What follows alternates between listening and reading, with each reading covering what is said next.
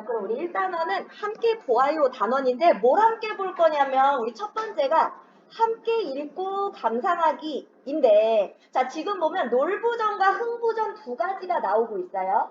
흥부전이 원래 처음 만들어진 원작이고 이 원작을 다시 새롭게 구성한 놀부전이라는 작품을 보면서 원작과 재구성된 작품을 두 가지를 비교하고 원작의 가치를 충분히 이해하고 여기에서 작가가 새로운 관점이나 가치를 담아서 어떻게 바꿨는지 이 안에 작가의 어떤 생각이 담겨져 있는지 자, 두 가지를 비교하면서 깊이 있게 감상하는 활동을 해볼 거고 두 번째는 한 권 읽고 재구성하기인데 이번엔 소설 한 권을 읽고 이것을 아예 다른 갈래 아예 매체를 바꿔서 영상으로 재구성하면 어떤 단계를 거쳐서 어떻게 영상으로 만들 수 있는지를 확인하는 활동을 해볼 겁니다. 그럼 첫 번째는 원작과 재구성을 비교하며 읽는 것부터 시작해 볼게요. 자, 바로 첫 번째로 가시면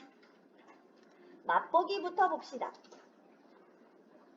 우리 교과서에 보면 원작을 재구성한 작품들 예를 들면 뭐 백설공주를 가지고서 뭐 부자가 된 백설공주 아니면 백설공주를 사랑한 일곱난장이 요런 그 포스터 같은 혹은 책의 표지 같은 것들이 쭉 나와 있거든. 그래서 원작을 바탕으로 이렇게 새롭게 다른 작품으로 만들어낼 수 있다는 걸 볼 수 있습니다. 그러면 원작이 뭐냐? 원작은 처음 만들어진 그 자체를 원작이라고 할 거야. 그래서 본디의 저작이나 제작을 뜻하는 말 또는 문학에서는 연극이나 영화의 각본으로 각색되지도 않았고 다른 나라 말로 번역되지도 않고 처음 나온 그 상태 이걸 원작이라고 부를 거야. 자, 그럼 왜 번역도 되면 안 될까? 우리 번역할 때도 어때요? 번역가에 그치 의도가 담기게 돼요. 약간 바꿔서 번역할 수밖에 없어요. 우리 이런 거 의역이라고 하잖아. 그러다 보니까 아예 번역되기도 전에 그 작품을 원작이라고 부를 겁니다. 그러면 원작이 만약에 별로야. 그럼 이거 재구성 하겠니 안 하겠니? 왜요? 별로면 그냥 별로다 하고 버려버리지. 근데 원작이 나름대로 너무 가치가 있어. 근데 이게 너무 가치 있는 이 작품 그리고 사람들이 너무나 잘 알고 있는 생각해봐. 사람들이 아무도 모르는 작품을 내가 재구성하면 사람들이 이거 재구성 한 줄도 몰라. 그죠? 자, 그럼 재구성을 할 때는 원작은 원작대로 사람들에게 많이 알려져 있고 그 자체로 충분한 가치가 있어. 그러면 나는 이것도 이것대로 가치가 있지만 여기에서 나는 새로운 관점, 나는 이 인물이 여기서 너무 비중이 작은데 이 인물의 비중을 좀 크게 늘려볼까? 혹은 내용이 흘러가는 방향이 나는 마음에 안 들어. 나는 이런 방향으로 갔으면 좋겠어. 라든지 여기서는 착한 사람으로 그려지고 있는데 내가 볼 때 착한 애 아닌데? 이런 생각들이 있을 수 있겠죠. 이걸 가지고 새로 다시 구성해내는 걸 재구성이라고 부릅니다. 자, 그러면 재구성을 할 때는 뭐를 바꿀 수 있냐? 일단은 원작의 내용을 바꿔줄 수도 있어요. 또 표현이나 형식 그리고 맥락도 바꿔줄 수 있는데 우리 맥락이라고 하면 시간이나 장소 같은 거라고 생각하면 돼. 예를 들면 옛날 얘긴데 오늘날로 배경을 바꿔준다거나 외국의 이야기인데 우리나라로 배경을 바꿔준다거나 이런 게 맥락. 또 매체. 소설이라면 인쇄 매체라면 이거를 영상으로 바꾸면 자, 매체가 바뀌게 되겠죠. 자, 이렇게 새로 만들어내는 걸 재구성이라고 하는데 재구성에는 각색, 리메이크, 개작과 같은 애들이 있습니다. 자, 각색은 원래는 인쇄 매체로 보는 건데요. 이걸 희곡이나 시나리오로 바꿔요. 희곡은 연극이니까 무대 상연이고 시나리오는 영화나 드라마입니다. 자, 이렇게 바꾸는 걸 각색한다고 하고 리메이크는 다시 만드는 거죠. 자, 우리 보통 리메이크된 작품들이 굉장히 많은데 예전에 드라마 중에 이태원 클라스라는 드라마가 있었어요. 이게 요즘에 일본에서 다시 만드는 거 아니? 뉴스에 나오던데 롯본기 클라스? 그러니까 이태원을 롯본기로만 바꿨고 제목도 그대로 유지하고 거기 박서준 맞지? 박서준이 하던 역할을 그대로 일본 배우가 거기 나왔던 배우들을 그대로 일본 배우가 하거든요. 리메이크 같은 경우는 다시 만들긴 하는데 전체적으로 많이 건들지 않습니다. 그래서 전체적인 줄거리나 제목을 그대로 가지고 가는 거, 이런 걸 리메이크라고 불러요. 개작은 그냥 다시 조금씩 고치는 걸 개작이라고 부를 겁니다. 요런 게 재구성이다. 자, 그러면 우리 아까 재구성의 방법 어떤 게 있냐 했는데 제목을 바꿀 수도 있어요. 우리 지금 여기서 흥부전과 놀부전이 나왔는데 흥부전이 원작이고 놀부전이 재구성된 작품입니다. 자, 그럼 뭐가 바뀌었어? 제목이 바뀌었죠? 자, 제목이 바뀌면 뭐가 바뀔까? 핵심되는 내용이 바뀌어요. 자, 그러면 흥부전에서 놀부전으로 바뀌었다. 제목만 봐도 놀부가 어떤 인물일까? 놀부가 좋은, 여기서 핵심적인 인물로 바뀌겠구나 라는 거 알 수 있죠? 자, 바로 이 제목이 바뀌면서 주제랑 같이 연결이 될 겁니다. 자, 그래서 놀부를 중심으로 주제가 전달이 될 거고, 자, 인물의 성격을 바꿀 수도 있어요. 자, 성격을 원작과 다르게 바꿔줄 수가 있습니다. 그래서 우리 보통 재구성된 작품들 봤을 때 악인이었는데 알고 보니까 얘가 막 아픔이 있어가지고 막 왜 그랬는지 이런 거 나오는 그런 것들도 있잖아. 자, 그래서 그러면 성격이 바뀌면 어떻겠니? 당연히 줄거리가 달라지죠. 자, 중심 사건이 바뀔 수도 있고요. 자, 배경이 바뀔 수도 있고 갈래를 바꿀 수도 있습니다. 갈래가 달라지면 그에 맞게 내용을 그 갈래 특성에 맞게 다시 고쳐줘야 되겠죠. 자, 그러면 우리 중요한 건 여기입니다. 자, 재구성된 작품과 원작을 어떻게 비교하며 읽어야 됩니까? 자, 일단은 원작이랑 비교하면서 달라진 게 뭔지 찾을 거야. 그러면 작가가 다르게 표현한 이유가 있겠지. 자, 그러면 재구성할 때 왜 다르게 표현했을까? 이 관점을 이해해줘야 됩니다. 자, 그럼 우리 지금 여기다가 밑줄 해볼까요? 자, 일단 원작과 비교하면서 내용, 표현, 형식 등에서 달라진 점을 찾을 겁니다. 자, 이렇게 달라지게 된 데는 작가의 생각이 들어있기 때문이에요. 작가의 새로운 관점이나 상상을 이해할 거예요. 왜 다르게 표현했는가? 자, 그런데 원작은 원작대로, 재구성된 작품은 재구성된 작품대로 각각의 독자적인 작품이고 각각의 독자적인 예술이야. 우리 예술의 우위가 있어요, 없어요? 예술에는 우위가 없습니다. 원작은 원작대로 가치가 있고 재구성된 작품은 재구성된 작품대로의 가치가 있기 때문에 각각의 가치를 그대로 이해해 줘야 됩니다. 자, 그래서 원작과 재구성된 작품 각각 가치가 있다라는 것을 각각의 가치를 다 파악할 수 있어야 돼요. 자, 그러면 이렇게 비교하며 읽으면 뭐가 좋을까? 아무래도 원작의 가치를 이해하고 여기서 한 발 더 나아가 새로운 가치나 새로운 관점이 들어가니까 둘 다 더 깊이 있게 감상할 수 있겠지? 또, 이 부분을 이렇게 바꿨구나. 자, 나 같으면 이렇게 할 텐데 라는 생각도 갈 수 있어. 자, 비판적이고 창의적 관점을 기를 수 있고요. 또, 이렇게 상상할 수도 있겠구나. 자, 새로운 상상, 새로운 가치도 발견해낼 수가 있습니다.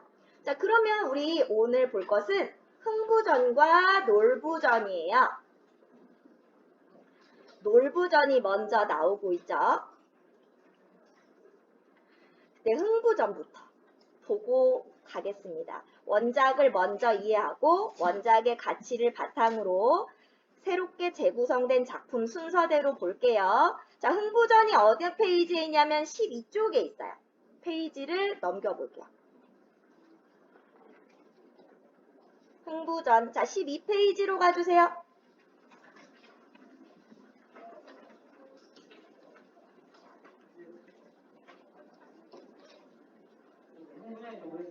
네, 흥부전이 원작이죠. 자, 흥부전은 글의 갈래가 우리 옆에다 갈래 써볼까? 자, 흥부전의 글의 종류는요. 고전소설이죠. 자, 그리고 판소리계 소설이에요.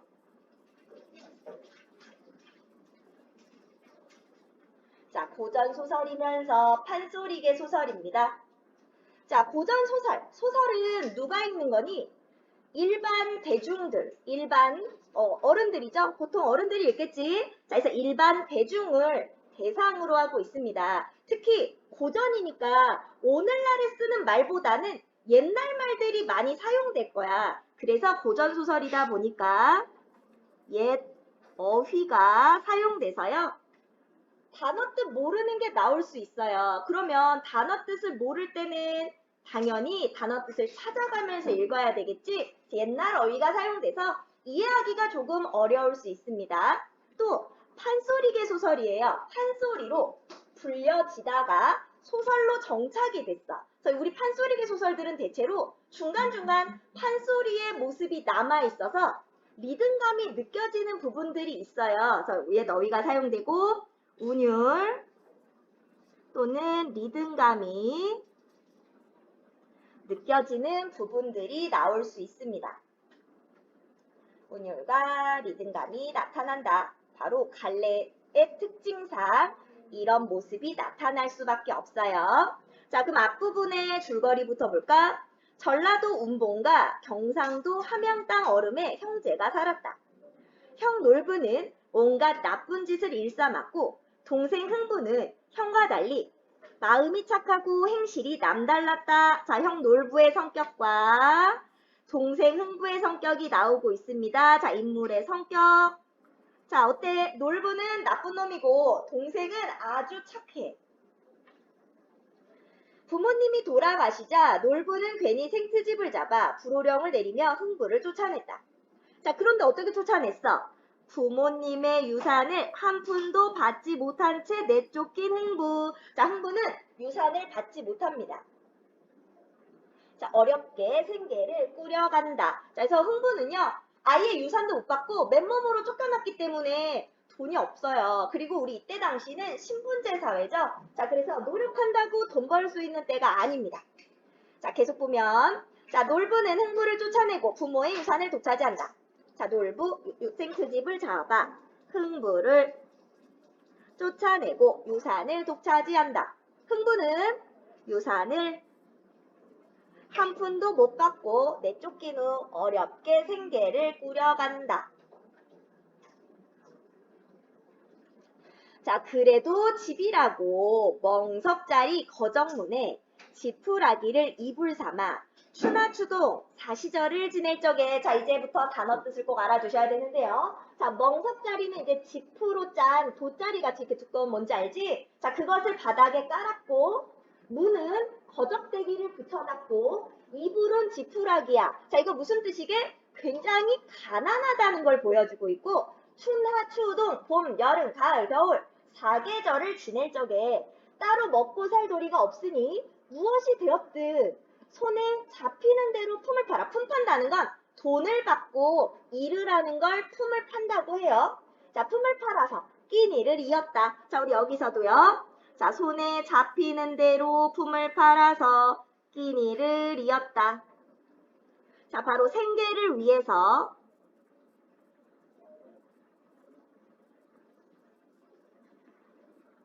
어떤 잡일이든 간에 잡일을 마다하지 않았다.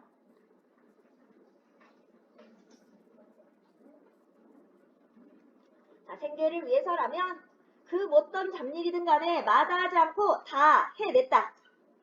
자, 흥부가 품을 파는데, 자, 흥부가 한 일, 자, 어떤 일 했는지 봐야 되는데, 여기서부터는 단어 뜻에 주의해서 보셔야 돼요. 여기서부터는 단어 뜻을 잘 보셔야 됩니다. 자, 흥부가 품을 팔 거야. 자, 여기서부터 흥부가 하는 거. 상하, 전답, 김 매고. 자, 상하는 위아래에 있는 논밭에 김을 맨다. 자, 그리고 전세대동, 방아찍기. 자, 전세대동 무슨 뜻인지 보세요. 대동리. 자, 세금을, 특산물. 원래는 세금을 그 지역의 특산물로 냈는데 여러 가지 병폐가 많았기 때문에 대동법이라는 법을 지어서 이제는 세금을 쌀로 내라. 이걸 대동리라고 부르기 시작합니다. 그래서 이때 당시에 세금으로 뭐를 냈다? 쌀을 냈다라는 걸 보여줘요. 자, 근데 대동리를 내야 되는데 그럼 쌀을 세금으로 걷어들기가 엄청 많겠지. 그럼 이 껍데기가 있잖아. 이 껍데기를 벗기는 거. 방아를 찧어서 껍데기를 벗기는 겁니다. 자, 그럼 세금으로 거둔 그 많은 쌀들을 방아를 찧어서 껍데기를 벗기는 이런 작업들을 돈받고 했단 얘기야. 보부상단. 자, 보부상단은 보찜, 등찜. 자, 이런 애들의 그 짐을 지고 날르면서 시장과 시장을 돌아다니면서 물건을 파는 사람들입니다. 근데 이 보부상의 짐이 엄청 무겁대. 이걸 돈 받고 지어서 다음 시장까지 날라다주는 그런 역할을 한 게 이거야. 보부상단. 바로 돈을 받고 짐을 지고 날라다 줬고요. 자, 초상난 집. 자, 누가 죽었어? 그럼 죽었다고 동네뿐만 아니라 이 집의 친척들한테 다 널리널리 돌아다니면서 알려줘야겠지? 자, 죽었다고 알리는 거. 자, 부고 전하는 일을 했고요. 묵은 짐에, 자, 오래된 집, 흙으로 만든 담을 쌓는 일에 돈 받고 해줬고, 새 집에 땅을 도두는, 땅을 이렇게 두드려서 딱딱하게 만들고 그 위에 집을 지어야겠지? 땅을 도두고, 대장간의 풀무불기. 자, 풀무 뭔지 아니? 대장간은 불을 사용해서 쇠나 이런 걸 단단하게 만들잖아. 불을 일으킬 때 공기가 필요한 거 알죠? 그래서 바람을 불어넣는 기구가 풀무예요. 그러니까 바람을 일으키는 기구. 자, 이것을 불어서 불을 피우는 일을 도왔고, 십리길에 가마도 매줬고, 오픈을 받고, 말에 편자를 걸어주고요. 말 말고 두 푼을 받고 똥대, 똥거름도 쳐주고, 단양 맞고 송장도 치워줬고. 자, 여기까지가 뭐예요? 흥부가 한 일입니다. 자, 생전 못 해보던 일로 이렇듯 벌기는 버는데, 근데 문제는 뭐야? 이렇게 마다하지 않고 왠가 힘든 일 다 했는데, 자, 벌긴 버는데 하루 품을 팔면, 하루 일하고 나면 4대씩 4, 5일씩 알아 누워요. 그러니까 돈을 하루 벌어서 4, 5일 알아 놓으면 어떻게 벌자는 거야? 자, 생계가 막막했다.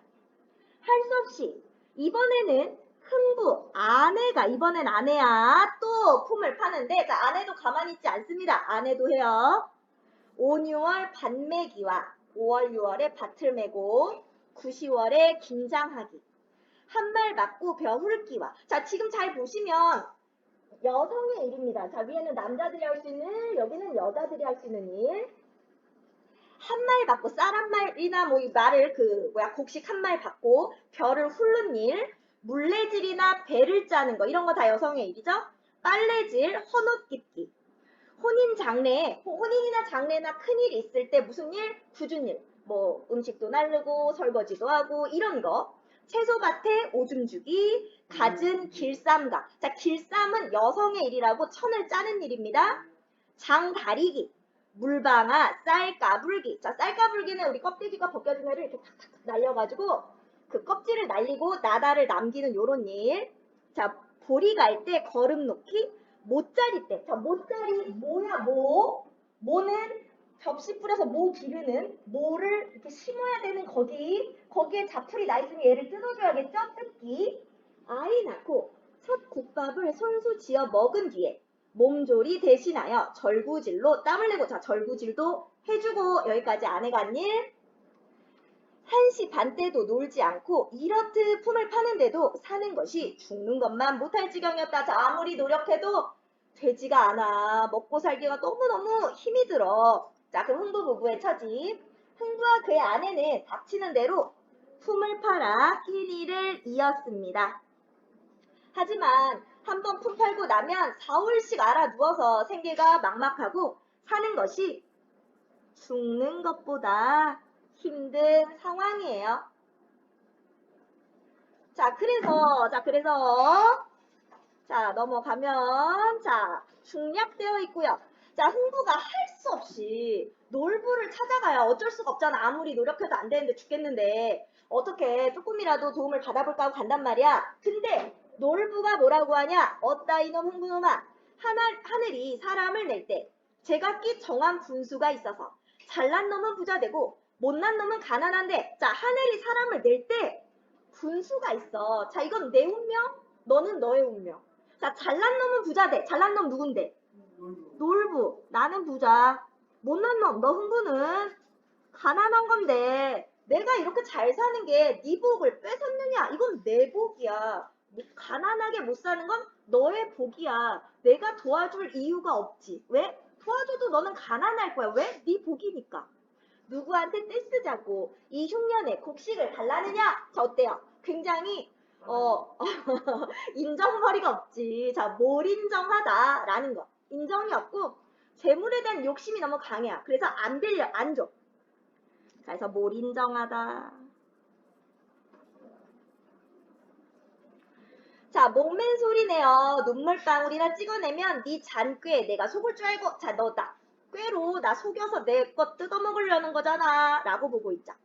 어림 반푼어치도 없다. 자, 그럼 여기서부터 쌀한 마리나 주자 한들 대청 큰 뒤주에 가득가득 들었으니 내 놈 주자고 뒤주헐며. 자, 우리 여기서부터 뭐게? 자, 문장의 구조가 반복돼요. 우리 문장의 구조가 반복되는 거 우리 대구법이라고 불렀고, 대구법을 쓰면 뭐가 생긴다? 리듬이 만들어집니다. 자, 그래서 여기서부터 보시면 벼 한 마를 주자 한들 곡간 노젓가리 태산같이 쌓였는데 내 놈 주자고 노젓가리를 한단 말이냐. 돈량을 주자 한들 괴짝에 가득가득 들었으니 내 놈 주자고 돈꾸러미를 헐며. 쌀아기나 주자 한들 황개 몇 개 수백 마리가 밥 달라고 꾹꾹우니 내 놈 주자고 다 꿍기며. 지게미나 쌀겨나 양당간에 둘 중에 뭐든지 주자 한들 우리 안에 돼지떼가 꿀꿀대니 내 놈 주자고 돼지 굶기며. 식은 밥이나 주자 한들 새끼나 남캐들이 콩콩 짖고 내다르니 내 놈 주자고 걔를 굶긴단 말이냐. 자, 줄 수 없다 라는 얘기. 너한테는 뭐 하나도 줄 수 없어. 자, 우리 여기서 뭐 생긴다? 운율. 자, 리듬감이 느껴졌고, 자, 놀부는 말을 마치자마자 몽둥이를 들어매더니 좁은 골에 벼락치듯 후닥닥 뚝딱 동생을 후드려 패기 시작했다. 자, 어때? 폭력적이죠?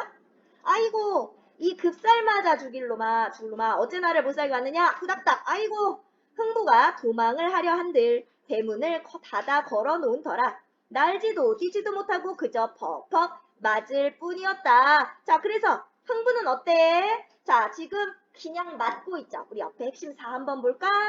자, 놀부는 어때요? 이기적이고 탐욕적이고요. 자, 폭력적이면서 뭘 인정해? 이렇게 힘든 흥부를 막 때리고 야, 너 줄 거 없어 라고 딱 잘라서 말하죠. 흥부는 어때요? 착하고 성실하지만 아무리 노력해도 안 된단 말이야. 형한테 의지하러 좀 왔는데 형이 두드려 막 패니까 맞고 있어요. 소극적이고 연약한 모습을 보이고 있습니다. 자, 어느 부분에서 어떤 성격이 나오는지 알 수 있죠? 자, 그럼 핵심 코코. 자, 놀부의 논리.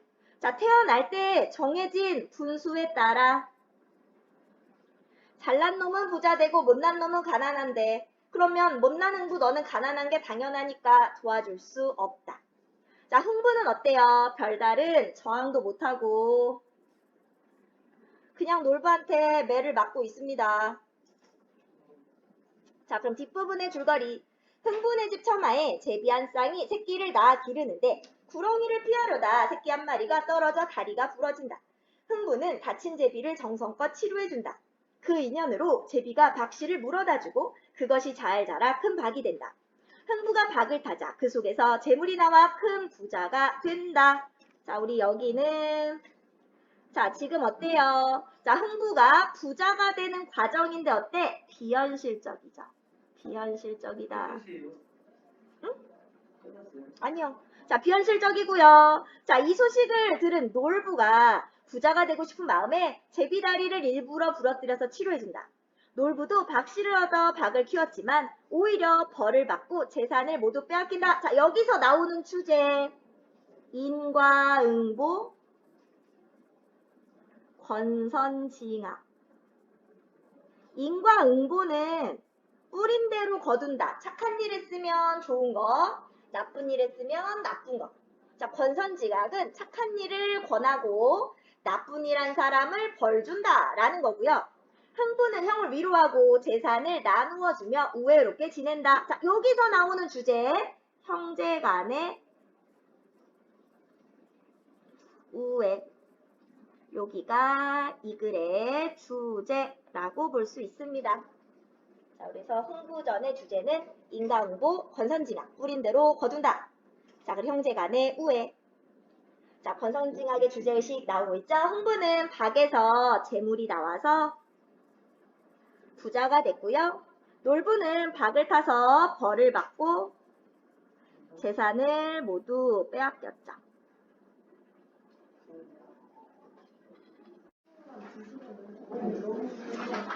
자, 이제 북쪽의 놀부전. 자, 우리 놀부전인데 제목이 바뀌었어요. 일단 흥부전에서 놀부전으로 제목이 바뀌었다는 거. 그리고 갈래가 옆에 작가 소개 한번 살짝 볼까? 어린이를 위한 철학 동화와 창의력과 사고력을 키우는 반전 동화 시리즈를 창작했다라고 했어. 그럼 이 류일륜 작가님은 동화 작가죠. 그러면 놀부전의 갈래는 뭐가 된다? 동화. 자, 동화는 대상이 누구니? 그치, 어린이들. 어린이를 대상으로 해요. 그럼 어린이를 대상으로 했는데 어려운 말씀에 어린이들은 하나도 못 알아듣겠지. 자, 그래서 굉장히 쉬운 어휘를 사용할 거고요. 자, 문장의 길이도 짧아요.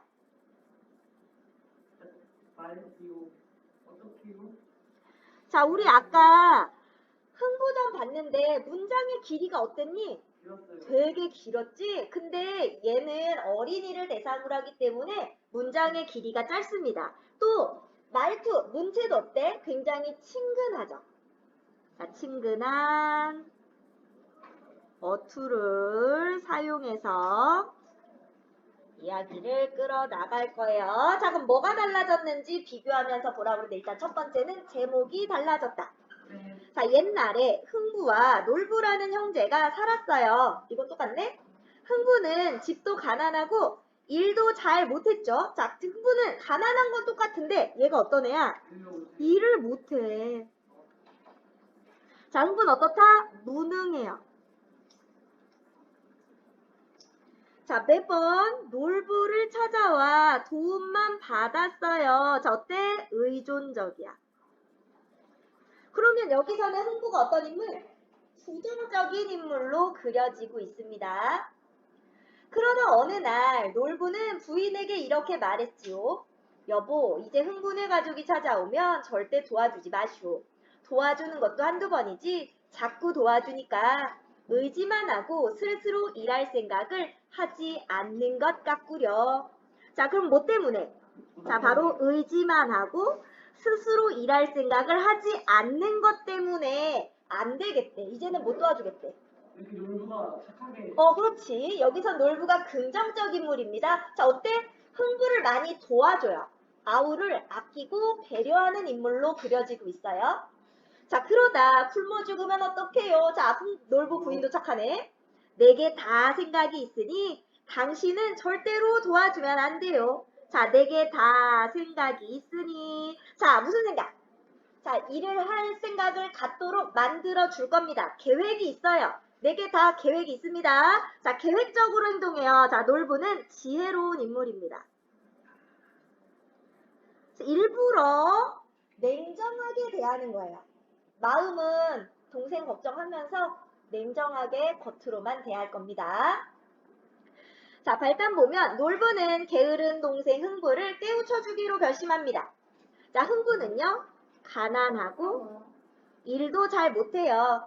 거기다가 형인 놀부의 도움에만 의지하는 모습을 보여줘요.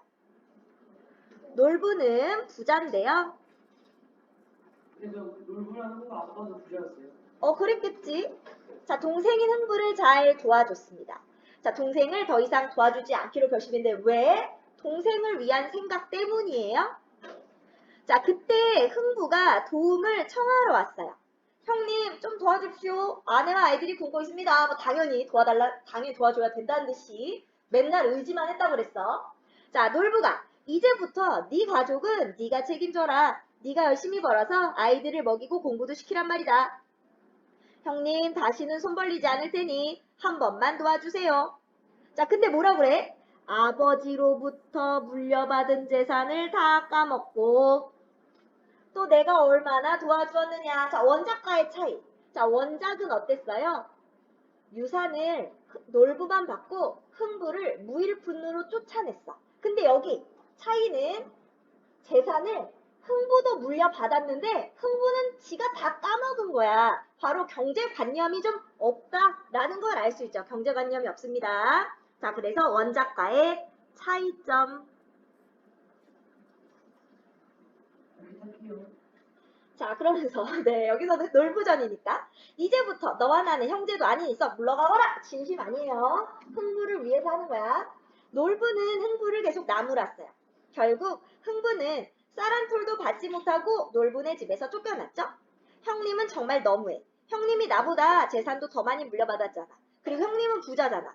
가난한 동생을 좀 도와주면 어때? 쳇, 어디 두고 봐. 꼭 보란 듯이 성공하고 말 거야. 그때는 내가 형님을 모른 채 할 거야. 자, 지금까지 도와줬던 거는 생각도 안 하고 지금 안 도와준다고 엄청 화가 났지. 자, 바로 형인 흥부를 원망하고 있습니다. 놀부를.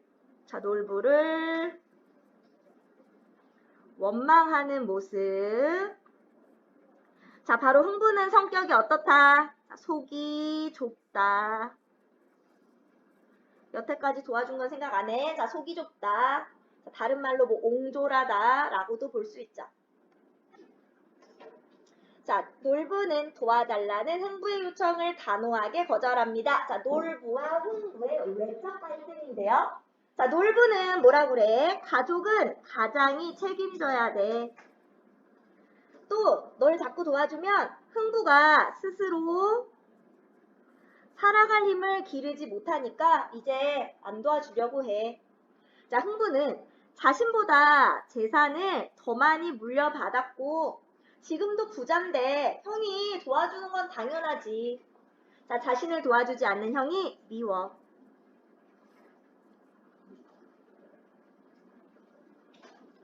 자, 그래서 자, 흥부도 이제 복수하려고 그래요. 자, 무엇을 해서 가족을 먹여 살리지? 무엇을 해야 보란 듯이 성공할 수 있을까? 농사를 짓자니 물려받은 논밭은 이미 다 팔았고 장사를 하자니 미천이 없고. 자, 우리 원작가의 차이가 또 나옵니다. 품삯을 받고 남의 집 일을 하자니 양반 체면이 말이 아닌데 라고 하고 있어. 역시 원작가의 차이점이죠. 자, 얘는 흥부는 어때? 양반의 체면을 중시하는 인물. 그래서 아무 일이나 할 수는 없어. 자, 우리 이런 걸 뭐라고 하냐면 전근대적 인물, 봉건적 인물. 그러니까 옛날 신분제나 이런 데에 매몰되어 있는 인물형이다 라고 보면 됩니다.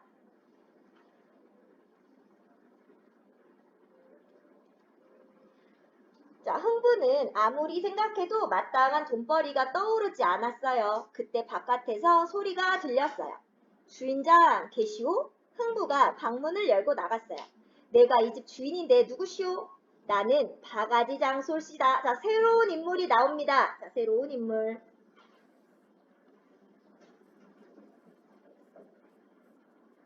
우리 흥부 전에는 없었던 인물이에요. 당신 지붕 위에 올린 박이 하도 탐스러워서 말이오. 저 박을 타서 바가지를 만들어 내게 팔지 않겠소? 값을 후하게 쳐드리리다. 아무렴 팔고 말고요. 자, 그래서 고민했는데 돈을 벌 방법을 찾게 되죠. 바로 이 바가지 장수는 누가 보냈다? 놀부가 보낸 겁니다. 자, 그러면 볼까요? 흥부의 고민. 논밭도 없고 장사 미천도 없고 양반 체면에 남의 집 일도 할 수가 없는데. 자, 그때 누가 나타나? 바가지 장수가 나타나. 자, 박으로 바가지를 만들어 팔라고 하면서 해결이 돼요.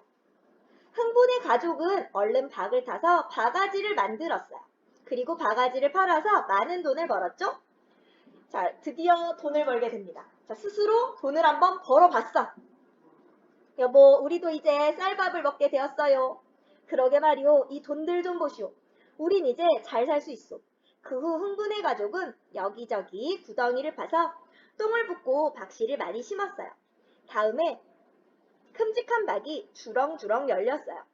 흥부는 박을 전부 타서 열심히 바가지를 만들었어요.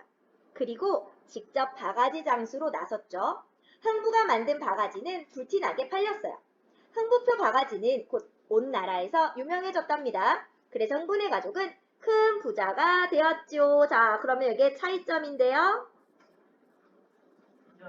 그치, 부자가 된 과정이 다릅니다.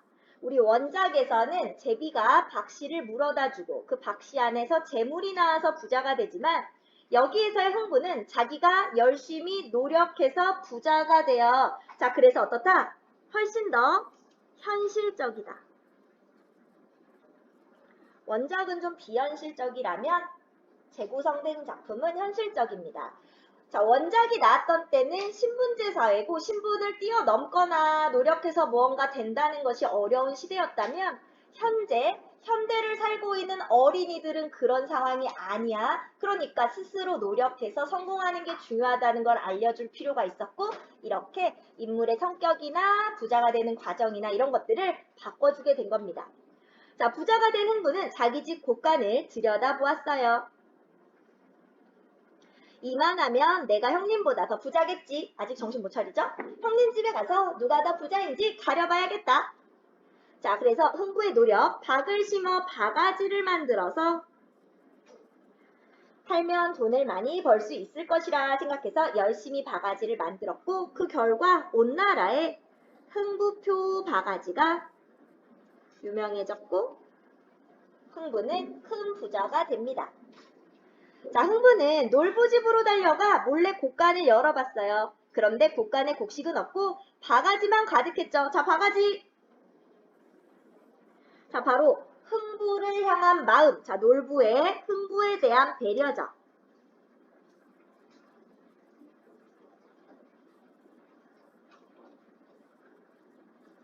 자, 흥부가 스스로 노력해서 성공하기를 바라는 마음, 하지만 직접 알려주지 않고 스스로 깨닫도록 유도해 준 겁니다. 자, 바로 흥부가 바가지 장수에게 팔았던 바가지였어요. 아, 형님이 나를 위해서 이렇게 했던 거구나. 자, 흥부가 바로 놀부를 알게 되죠. 자, 그분은 그제야 놀부의 마음을 알아차렸어요. 놀부의 마음, 바로 바가지. 배려죠, 배려. 흥부는 방으로 뛰어들어갔어요. 형님, 이 못난 동생을 용서해주세요. 형님의 깊은 뜻도 모르고 지금껏 형님만 원망하며 살았어요. 자, 지금 어떻겠니? 자, 굉장히 형한테 미안하고 좀 부끄럽기도 하고 죄송스럽고 이런 여러 가지 감정이 복합적으로 나오겠지. 고맙기도 하고. 아니다. 이렇게 성공을 했으니 네가 정말 자랑스럽구나. 자, 놀부 엄청 착하죠? 그 뒤 흥부와 놀부는 더욱 사이좋게 지냈답니다. 자, 여기서 나오는 주제. 자, 첫 번째 주제는 뭐다? 바로 흥부가 뭔가 각성하면서 스스로 막 노력해가지고 성공을 하고 그렇게 되기를 원했던 놀부의 마음을 깨닫는 모습. 바로 스스로 노력하여 얻는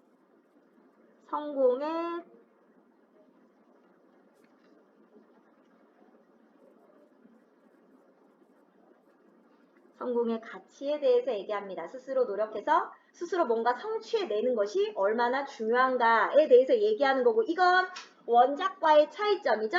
자, 원작과의 공통점. 흥과 놀부는 사이좋게 지냈답니다. 바로 형제간의 우애. 자, 이렇게 두 가지를 주제로 볼 수가 있어요.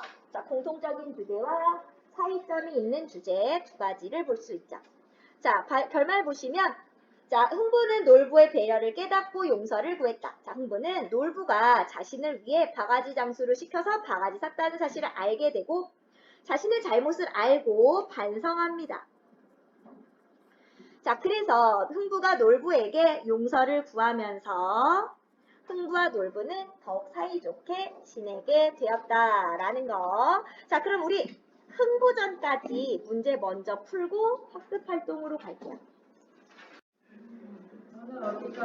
우리 오늘 여기 소나기 나오는 데까지 하고 끝낼 거예요. 자, 그러면 우리 이해와 탐구 한번 가보자. 자, 인물의 성격을 중심으로 원작인 흥부전과 재구성된 작품인 놀부전을 비교해 봅시다 했습니다. 자, 우리 원작 흥부전의 흥부는 착하고 성실한 데다가 일을 열심히 해요.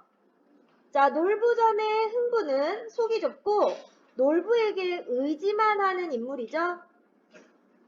자, 흥부전에서 놀부는 심술을 굽고 재물에 욕심이 많아서 동생을 도와주지도 않았는데 놀부전에서 놀부는 지혜롭고 따뜻하고 동생을 배려해주는 인물로 나타나고 있어요. 자, 어때? 인물의 성격이 완전히 달라졌죠. 자, 그럼 어디를 봤더니 성격이 나타나냐? 자, 흥부가 형님은 정말 너무해. 형님은 나보다 재산도 더 많이 물려받았잖아. 그리고 형님은 부자잖아. 가난한 동생을 좀 도와주면 어때? 자, 뭐야? 자꾸 의지만 하려고 그러지? 그래서 의지를 하는 성격이다. 의존적이다. 자, 그리고 또 뭐라고 하냐면 어디 두고 봐. 꼭 보란 듯이 성공하고 말 거야. 그때는 내가 형님 모른 체 할 거야. 그리고 이만하면 내가 형님보다 더 부자겠지? 형님 집에 가서 누가 더 부자인지 가려봐야겠다. 자, 어때? 이런 부분들은 속이 좁아. 계속 형한테 화가 나고 형을 원망하면서 어디 두고 보자 막 이를 갈고 있어요.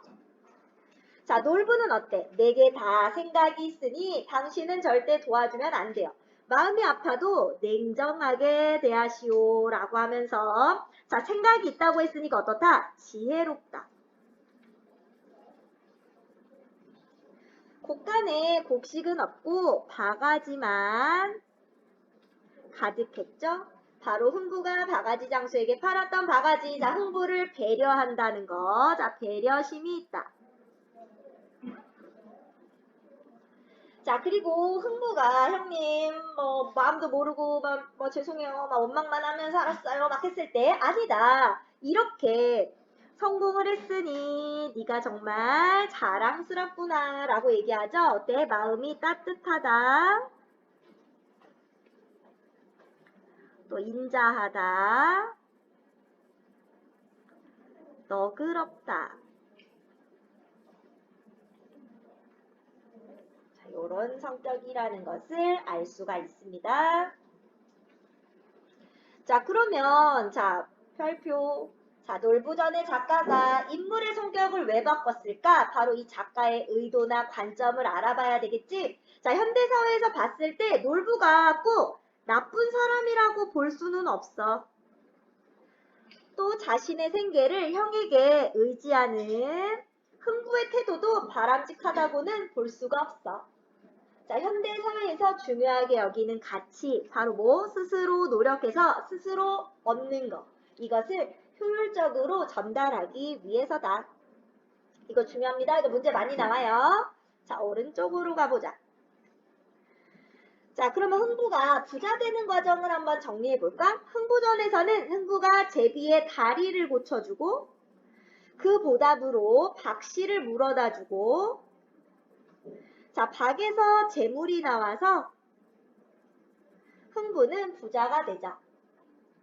놀부전에서는 흥부는 지붕 위에 열린 박으로 뭘 만들어요? 바가지를 만들어 팔아서 부자가 되는데 놀부의 곳간을 열어본 흥부는 놀부가 자신을 도와줬다는 걸 알게 되죠.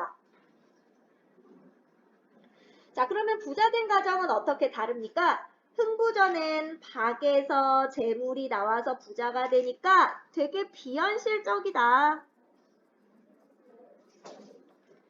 이에 비해서 놀부전은 흥부가 바가지를 팔아서 부자가 되니까 현실적이야. 이번에는 작가의 말을 참고해서 재구성한 의도가 무엇인지 자, 이것도 별표. 자, 원작의 배경은 조선 후기. 자, 이때 소수의 지주는 놀부처럼 부자가 되고 대부분의 소장농은 흥부처럼 열심히 일해도 가난해졌어. 이러한 시대적 배경에서 가난한 흥부가 복을 받아서 부자 되는 이야기는 가난한 사람들에게 희망을 줍니다. 하지만 현대는 이런 신분제 사회가 아니에요. 그럼 우리 아이들이 이런 걸 보고 희망과 위로를 얻을까? 오늘날은 달라졌으니까 새로운 가치를 넣어줘야죠. 그래서 자신의 힘으로 성실하게 노력해서 얻는 성공의 가치를 보여주고 싶었을 것이다. 타인에게 의지하지 않고 자신의 힘으로 개척해 나가는 삶의 가치를 보여주고 싶었을 것이다. 스스로 노력하는 삶과 이거 흥부, 다른 이를 배려하는 삶, 놀부, 자, 이런 가치를 보여주고 싶었을 것이다. 자, 이렇게 재구성한 의도도 파악해 봤습니다. 이것도 중요. 넘어가면. 자, 그러면 얘네들의 갈래가, 자, 고전소설, 판소리계 소설, 자, 재구성된 작품은 동화, 갈래가 달라지면서 표현도 달라졌어요. 자, 그러면, 자, 쫓겨나는 장면, 자, 요 부분을 바탕으로 정리해보면, 가가 흥부전, 원작, 나가 놀부전, 재구성된 작품입니다. 자, 흥부전은 문장이 길고요. 놀부전은 짧아요. 흥부전은 판소리계 소설이기 때문에 운율이 느껴져요. 하지만 놀부전은 동화니까 특별히 운율이 느껴지지 않습니다. 흥부전은 과거에 사용하던 말이 많아서 내용을 파악하기 어려운 부분들이 좀 있는데요. 놀부전은 단어가 쉬워서 쉽게 읽을 수 있었어요. 자, 그러면 왜 원작은 이런데 재구성된 작품에선 이렇게 표현이 바뀌었을까? 자, 가는 일반 대중을 상대로 한 고전소설이에요. 그러다 보니까 문장의 길이가 길어도, 그리고 고전이니까, 자, 과거에 쓰던 말들이 넣어줘도 아무 문제가 없었겠지. 하지만 나는 어린이를 대상으로 한 현대의 동화예요. 자, 그렇기 때문에 문장의 길이, 음악성, 단어에서 표현이 바뀌었다는 사실을 알 수가 있습니다. 자, 4번. 이것도 별표. 이거 은근히 학생들이 많이 틀려요. 오늘날에도 흥부전이 끊임없이 재창작되는 까닭은 뭐 때문이니? 바로 뭐 때문에? 왜? 흥부전이 가지고 있는 가치가 있으니까. 원작의 가치가 있으니까 바로 흥부전이 지닌 가치에 대해서 이야기합니다. 자, 흥부전은 어떤 가치를 가졌니? 돈이나 재산보다는 형제 간의 우애가 더 소중하다는 생각을 담고 있으니까요. 그리고 착한 마음을 가지고 열심히 노력하면 복을 받을 수 있다는 결론이 감동을 줍니다. 또 착한 사람은 복을 받고 악한 사람은 벌을 받는다는 가치가 나타나 있죠. 또 착하게 살면서도 예. 풍요롭게 살고 싶은 거. 똑같은 거 아니니? 착하게 살면서 넉넉하고 풍요롭게 살고 싶은, 행복하고 풍요롭게 살고 싶은 소망은 변하지 않는 것이기 때문에 바로 흥부전의 가치를 정리해주면 되겠습니다. 자, 그럼 우리 마지막 자, 문제 결과 적용 볼게요. 자, 이번에는 노래와 원작을 비교할 건데 얘는 노래고 원작은 소설입니다. 자, 그러면 이 노래와 원작에서 어떤 면이 비슷하고 어떤 면에서 차이가 있는지를 볼게요. 일단 노래니까 뭐가 있어야 돼? 운율. 운율이 있어야 돼요. 노래를 부른다는 느낌. 특히 뭐뭐요, 뭐뭐조, 야, 요런 표현들이 반복되면서 리듬감을 만들어 줄 겁니다. 자, 우리 제목을 보니까 산골 소년의 사랑 이야기래, 사랑 얘기래. 자, 그럼 여기서 주인공은 산골 소년이 될 거야. 자, 그래서 우리 이 노래를 보면 소년의 입장에서 소녀에 대한 사랑을 이야기하고요. 소녀는 어떤지 나오지 않습니다. 한번 볼까요? 자, 원작과 유사한 부분들. 풀잎새 따다가 엮었어요. 자, 이렇게 자연과 어우러지는 이런 서정적이면서도 향토적인 소재들을 사용해서 원작의 느낌과 연결시켜 줄 겁니다. 예쁜 꽃송이도 넣었고요. 그대의 노을빛에 머리 곱게 물들면 예쁜 꽃모자 씌워주고파. 자, 예쁜 꽃모자를 너에게 씌워주고 싶다. 자, 바로 너에 대한 나의 마음입니다. 소녀에 대한 소년의 마음이라고 보시면 돼요. 자, 마음을 꽃모자로 표현하자. 좋아하는 마음, 자, 이것을 혹은 사랑을 꽃모자로 표현하고 있어요. 냇가에 고무신 벗어놓고, 자, 이게 원작 소나기랑 연결되는 부분. 흐르는 냇물에 발 담그고 언제쯤 그 애가 징검다리를 건널까 하며 가슴은 두근거렸죠. 자, 누가? 소년이 가슴이 두근두근했대. 바로 어때? 그 소녀를 만날 기쁨이나 설렘을 나타내죠.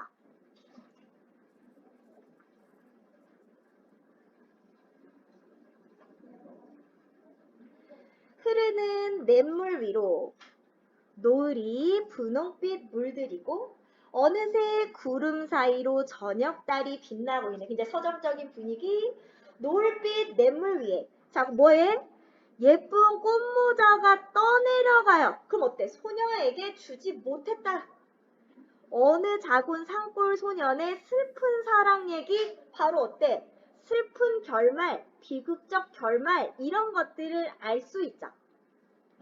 비극적 결말. 그래서 어때요? 약간 슬프고 안타까움, 슬픔, 안타까움. 자, 이런 것들이 느껴집니다. 자, 그러면 자, 이 노래를 듣고 드는 느낌을 말해보면 아름답고 서정적이다. 자, 아름다운 자연처럼 아름다운 사랑을 하는 소년의 모습이 머릿속에 그려지죠? 자, 소년과 소녀의 사랑이 슬프게 느껴지기도 합니다. 자, 떠오르는 작품, 황순원의 소나기라는 작품이 떠오르고요. 알퐁스 도데의 소설 별도 있는데 우리 여기서는 소나기만 보시면 됩니다. 자, 어떤 점에서 소나기가 떠오르냐? 자, 우리 소나기는 소설이죠. 자, 소설은 누가 있어? 서술자가 서술을 할 겁니다.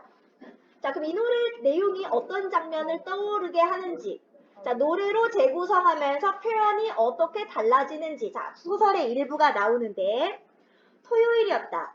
개울가에 이르니 며칠째 보이지 않던 소녀가 건너편가에 물장난을 하고 있었다. 자, 개울가나 징검다리와 같은 자, 겹치는 소재들이 나오죠. 모르는 채 징검다리를 건너기 시작했다. 얼마 전에 소녀 앞에서 한번 실수를 했을 뿐 그때 소녀 앞에서 한번 빠진 적 있어. 여태 큰 길 가듯이 건너던 징검다리를 오늘은 조심스럽게 건넌다. 왜? 또 망신당할까 봐. 못 들은 채 했다. 두 귀로 올라섰다. 이게 무슨 조개지? 자기도 모르게 돌아섰다. 소녀의 맑고 검은 눈과 마주쳤다.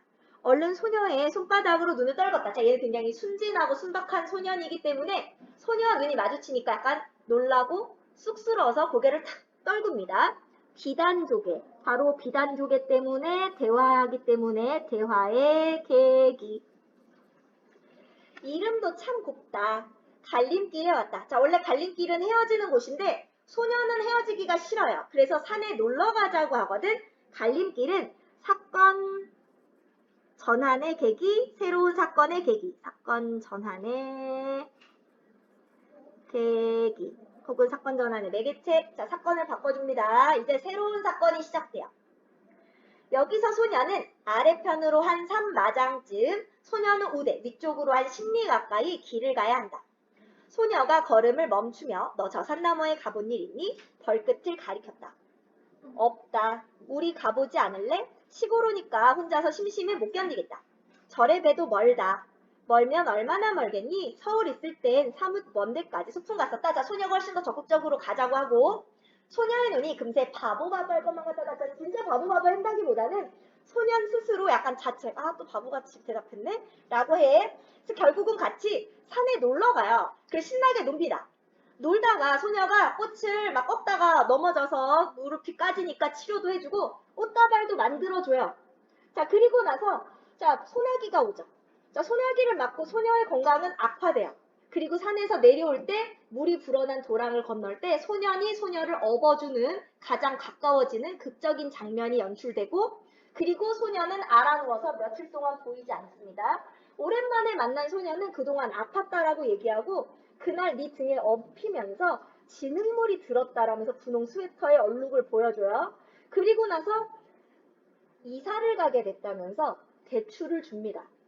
소녀는 소녀가 이사 간다는 게 너무 충격적이어서 대추 맛도 모르겠고 대신 소녀에게 주기 위해 호두를 서리해요. 그리고 아버지가 그 소년의 집에 제사에 쓸 닭을 고르실 때 큰 수탉을 가져가시라고 하면서 소녀에 대한 마음을 은근히 표현해요. 그리고 나서도 소녀가 진짜 이사하기로 한 날, 가볼까 어쩔까 하고 잠이 들었는데 잠결에 어머니와 아버지의 대화 소리로 마무리가 돼요. 소녀가 죽었다는 거. 그 죽으면서 소년과의 추억이 담긴 분홍 스웨터를 입혀서 묻어달라고 했다는 거. 자, 그래서 결국 소녀는 소녀에게 주기 위한 호두도 어떤 것도 주지 못하고 인사도 하지 못하고 슬프게 끝나는 소설입니다. 자, 그래서 자, 노래를 통해 떠오르는 장면. 우리 노래에서 예쁜 꽃모자를 엮었는데 주지 못하고 냇가에 떠내려가죠. 산에 놀러 갔을 때 소년이 꽃을 꺾어서 꽃다발을 만들어주는 장면. 하지만 결국 맨 끝에서는 작별 인사도 하지 못한 이런 장면들, 이런 다양한 장면들이 떠오를 수도 있고 또 소녀가 보이지 않을 때 냇가 중검다리나 5학년 여자반을 기웃거리면서 소녀를 찾는 장면도 있어요. 바로 이 또 주머니 속 조약돌을 만지작거리면서 그리워하거든. 바로 이런 장면. 자, 얘가 언제 올까? 두근거리는 장면과 같이 연결될 수 있습니다. 자, 달라진 건 뭘까? 소설에서는 운율이 없어요. 하지만 이 노래는 운율이 느껴지고 뭐뭐요, 뭐뭐죠 하는 친근한 말로 끝나게 됩니다. 자, 요거가 문제 많이 나와요. 자, 새로운 상상이나 이 노래의 가치를 말해보자. 자, 이 노래에서는 소녀를 기다리는 소년의 마음을 꽃모자로 표현하고 있습니다. 근데 이 노래에서는 소년의 처지만 나오고 소녀에 대해서는 소녀가 소년에 대해서 어떤 마음인지는 안 나와. 소설에서는 둘 다 좋아하는구나를 알 수 있는데 이 노래에서는 소년의 마음만 알 수가 있어요. 플릭스의 노을빛 저녁달과 같이 자연의 아름다움을 느끼게 하는 소재들이 나오면서 소나기에서 느꼈던 문학적인 아름다움, 서정적 아름다움을 같이 느낄 수 있고요. 이 노래에서도 소나기와 같이 소년과 소녀의 순수한 사랑이 아름답게 그려지고 있습니다. 자, 그러면 여기까지 문제 풀어볼게요.